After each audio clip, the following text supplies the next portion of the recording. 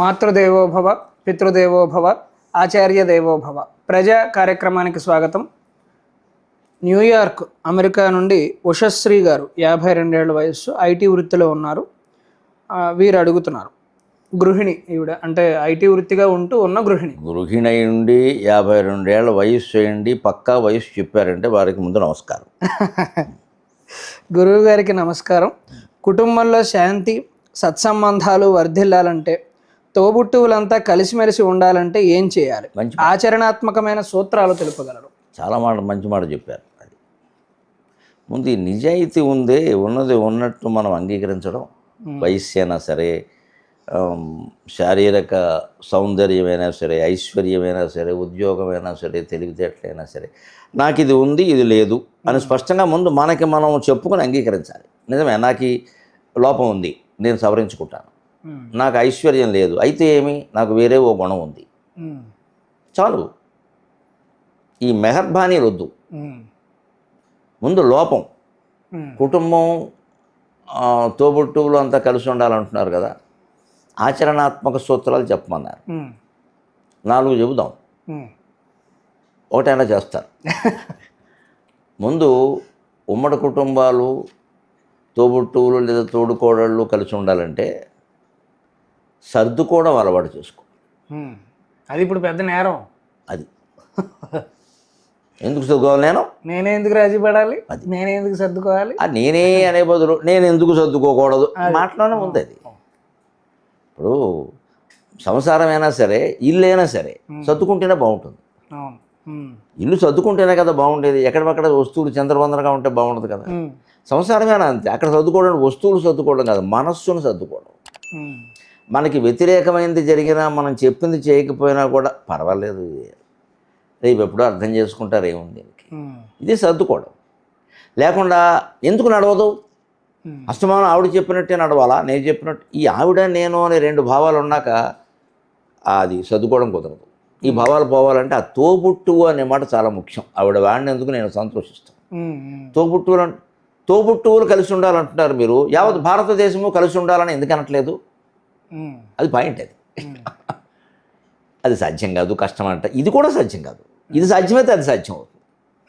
అన్నదమ్ముల వలన జాతులు మతములన్నీ మెలగవలనే గురజాడ అప్పారావు గారు నేను పుట్టినప్పుడు చెప్పాడు. నేను పుట్టినప్పుడు కాదు, ఇంకా ముందే. నేను 58లో పుట్టాను, ఆయన ఎప్పుడో 1910లో పుట్టి ఎప్పుడో 1910కి వెళ్ళిపోయాడు ఆయన. అది నేను పుట్టడానికి 100 ఏళ్ల క్రితం చెప్పుంటాడు. ఎవడు పాటించాడు? అన్నదమ్ముల వలన జాతుల మతములని నేను ఇప్పుడు చదివితే అలా మాట అనకుండా ఉంటే బాగుండు. అన్నదమ్ములు కొట్టుకు చూస్తుంటే ఆయన అది చెప్పాడు ఏమిటి? అన్నదమ్ముల వేళ కాకుండా కలిసి ఉండండి అంటే బాగుండేది కదా అనుకుంటాను. ఇప్పుడు ఉదాహరణ మారిపోయినాయి. ఇదివరకు కాళ్ళు ఊపితే శని, ఇప్పుడు కాళ్ళు ఊపితే ఎక్సర్సైజు. వాళ్ళు వెచ్చుకుంటారా? ఎక్సర్సైజ్ అండి. ఏం చెబుతాం? కాలం మార్పు అంటే ఇది. అంటే తోబుట్టువులు అనే భావన, అంటే తోడుబుట్టిన వాళ్ళు కలిసి ఉండాలనేది ఒకటి ఉంది కదా. మనం అంతా భగవంతుడి నుంచి తోడబుట్టువరం కాదా? ఒక మాట చెబుతాం, అద్వైత సిద్ధాంతం అంటే పక్క కాదనమని ఎవరినైనా. మనం అంతా భగవంతుడి సంతానమా కాదా? మరి తోబుట్టువులమే కదా. ఆఫీసులో ఎందుకు కలిసి ఉండలేకపోతున్నాం? అర్థమైతే కుటుంబంలో కూడా ఎందుకు కలిసి ఉండలేకపోతున్నాం అర్థమవుతుంది. ఆవిడ పాపం కుటుంబ సామరస్యం అడుగుతుంది, ఆఫీసులో కూడా సామరస్యం ఉండాలి. ఎందుకు ఉండలేకపోతున్నాం? అక్కడ క్యాస్ట్, రిలీజియన్ అన్నీ వస్తాయి. ఇక్కడ కూడా తోడుకోళ్ళు, తోడల్లుడు, ఇవన్నీ వస్తాయి. ఏదైనా ఒకటే, అంత పెంటే. ఇది ఏదో గొప్పది, అది తక్కువ. కుటుంబం కలిసి ఉండడం కొద్దీ ఆ కుటుంబ స్వార్థం ఒకటి ఉంటుంది. ఇక్కడ మన వాళ్ళని మనం సమర్థించుకోకపోతే ఎలాగా అని ఇంట్లో ఒకడు వంకర పనులు చేస్తుంటే వాడిని సమర్థిస్తే వాడి కాలంగా అందరూ పోతారు. మరి సమర్థించుకోవచ్చా?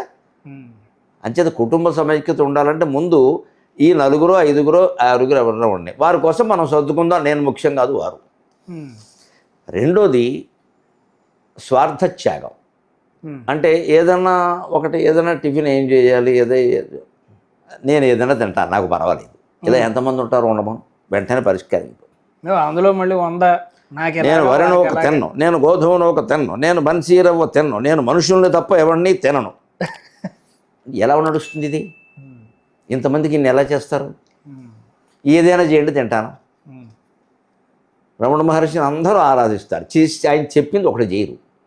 ఆయన తుక్కేస్తే తుక్కే తినేవాడు, మాట్లాడేవాడు కాదు. ఇది పదార్థం కాదా అనేవాడు. ఇది మొక్కలు చిన్న చిన్న గోంగూర కాడ మొక్కలు అవన్నీ ఆ ఏరు పట్టుకొచ్చి పులుసులో వేసేవాడు ఆయన. ఏరు పట్టుకొచ్చి కడిగి పులుసులో వేసేవాడు. గోంగూర కాళ్ళు పారేసినవి. ఆయన అందరూ ఆరాధిస్తారు. అరుణాచలంలో ప్రదక్షిణం చేస్తారు. ఫాస్ట్ ఫుడ్ సెంటర్కి పెడతాడు వచ్చి రాగానే. అరుణాచలంలో కూడా ఫాస్ట్ ఫుడ్ సెంటర్ పెడతాడు. నమస్కారం వీరు భక్తికి. రమణ మహర్షి బతుకుంటే మూర్చిపోతాడు. నువ్వు అరుణాచలం ప్రదక్షిణం చేశానంటావు, ఫాస్ట్ ఫుడ్ తింటావు. నీకేం అర్థమైంది? అర్థం అవ్వలేదు ఎవరికి. అరుణాచలం ప్రదక్షిణ వల్ల చాలా ప్రయోజనం ఏమిటి? ఆయాసం వస్తుంది. ప్రయోజనమా? నువ్వు ప్రయోజనం వాసించి ప్రదక్షిణం చేస్తావా? అయ్యో చుట్టూ అంతా షాపింగ్ తయారైంది.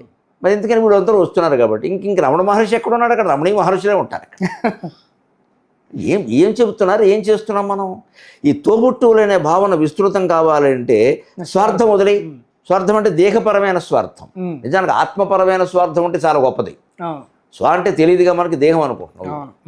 మూడోది, ఏం జరిగినా కుటుంబంలో అంతా మన మంచికే అనుకోవాలి. అంటే ఒకడు ఉద్యోగం కోల్పోయాడు, వాళ్ళ అమ్మ పెంపకం అటువంటి ఈ బోడి వ్యాఖ్యానాలు మానేయాలి. ఈవిడ పెంపకం ఏదో గొప్పది, ఆవిడ తక్కువది అనమాట. మానేస్తే ఏమైంది? మన తోడుకోళ్ళ కొడుకు, మన తోడోళ్ళు గారు అబ్బాయి, వాడిని మనం చూడలేమా? ఒక 6 నెలలు మరి మా ఇంట్లో ఉండరా, ఇక్కడి నుంచి పరీక్షలు రాసుకోమ్మా, ఉద్యోగం తెచ్చుకో, ఏం కాదు నేను చూస్తాను అని మేనమామో తోడులోడో పెద్ద మనిషి ఎవడో అంటే ఆయనకి ఆయన భార్య సహకరిస్తే అలా అందరినీ తెచ్చిపెట్టుకుంటే మనం ఏమైపోతాం? ఈ సాగతీత లేకుండా అప్పుడు కుటుంబాలన్నీ బాగుంటాయి. సానుకూల దృక్కోణం అంతా మన మంచికే. అంటే వాడు ఉద్యోగం ఇంకంతకంటే మంచి ఉద్యోగం వస్తుందిరా, అందుకే పోయిందిరా. అంతకంటే గొప్పగా ఉండాల్సింది 4వది, లాస్ట్ బట్ నాట్ లీస్ట్, చివరిదైనా చిన్నది కాదు. అయం నిజపరో వేతి భావన లఘు చేతసాం ఉదార చరితానాం తు వసుదైక కుటుంబకం. వీడు నావాడు, వీడు పరాయివాడు అనే భావన సంకుచిత మనస్కులకు ఉంటుంది. ఉదారమైన మనస్సు కలిగిన వాళ్ళకి ప్రపంచం అంతా ఒకటే. వాడికి కుక్కకి కొడుక్కి తేడా తెలియదు. అంటే కొడుకును కుక్కలా చూడమని కాదు, కుక్కను కూడా కొడుకులా చూడమని సరైన అర్థం చెప్పుకోవాలి. కుక్కకి గాయమైనా మనం బాధపడే తత్వం ఉన్నప్పుడు కొడుకు గాయమైతే బాధపడతామని వేరే చెప్పక, మన కొడుకు కాదు తోడేళ్ళు కొడుకు గాయమైనా అంతే.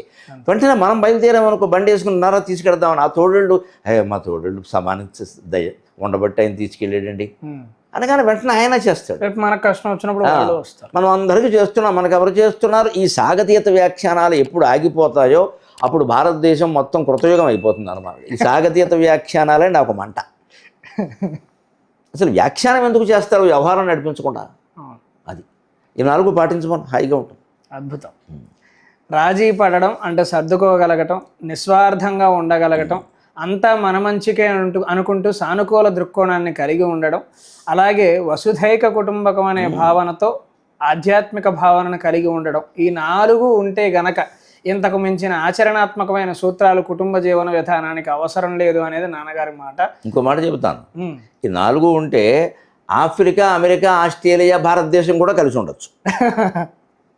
అంత గొప్పవి. అన్నింటికంటే ముఖ్యమైనది చివరిలో చెప్పినది, సాగతీత వ్యాఖ్యానాలు ఎప్పుడైతే లేకుండా మాటలకి అవకాశం తక్కువ, చర్యలకి అవకాశం ఎక్కువ ఉన్నప్పుడు తప్పనిసరిగా కుటుంబంలో సామరస్య భావన ఉంటుంది. అది అందరికీ ఆలోచనాత్మకమైన ధోరణి ఉండాలి. అందరం మన కుటుంబాల్లో వీటిని ఆచరించే ప్రయత్నం చేద్దాం. స్వస్తి.